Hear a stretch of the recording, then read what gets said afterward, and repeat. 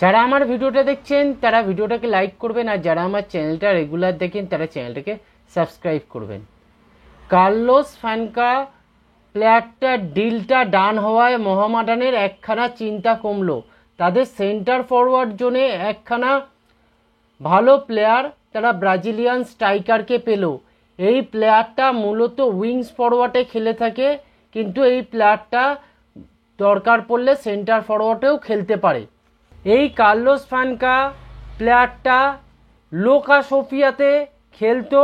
এই প্লেয়ারটা 31টা ম্যাচ খেলেছে লোকা সোফিয়াতে এবং তার মধ্যে 5খানা গোল করেছে আর 2খানা অ্যাসিস্ট করেছে।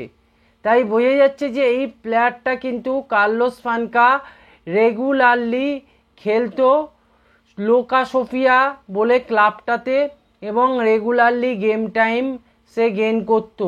কার্লোস ফানকা কিন্তু প্রত্যেকটা ম্যাচ যদি হিসেব করা যায় 78 মিনিট করে খেলেছে।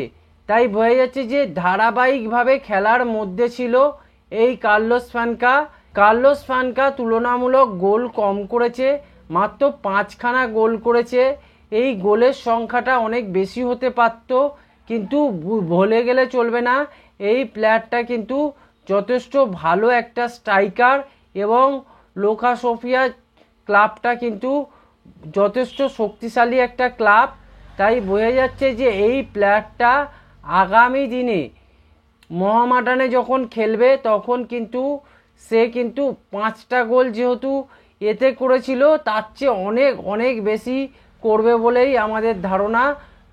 তাই মোহামেডানের হয়ে যে লোকা সোফিয়ার কার্লোস ফানকা যা পারফরমেন্স করেছে তার চেয়ে 1000 গুণে ভালো করুক, এটা আমাদের একটা শুভকামনা রইল কার্লোস ফানকার কাছে।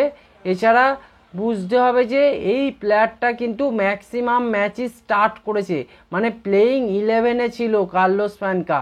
তাই কার্লোস ফানকার যে খেলার যে স্টাইল এবং যেভাবে সে ফুটবলটা খেলেছে সেই জন্য কিন্তু যে তাদের যে টিম ছিল লোকা সোফিয়া সে কিন্তু সবসময় কার্লোস ফানকাকে বেসিক্যালি অনেক বেশি ইউজ করেছে, কেননা তার গেম প্ল্যানের সঙ্গে তাদের ক্লাবের যে গেম প্ল্যান ছিল মিলে যাচ্ছিল।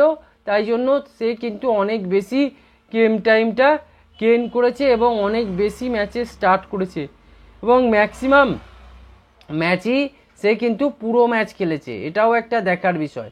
তাই কার্লোস ফানকা মোহামেডানে আসার ফলে মোহামেডানের সেন্টার ফরওয়ার্ড জোনটা কিন্তু অনেকটা নিশ্চিত হলো এবং আগামী দিনে এই সেন্টার ফরওয়ার্ডে মোহামেডান কিন্তু আরও দুর্দান্ত ভালো পারফরমেন্স করবে এবং কার্লোস ফানকার আরও কয়েকটা গুণ যেগুলো হচ্ছে মোহামেডানের ক্ষেত্রে অত্যন্ত উপকৃত হবে। কার্লোস ফানকা কিন্তু উইংস থেকে অপারেট করতে পারে, ইভেন বল ক্রিয়েট করে দিতে পারে।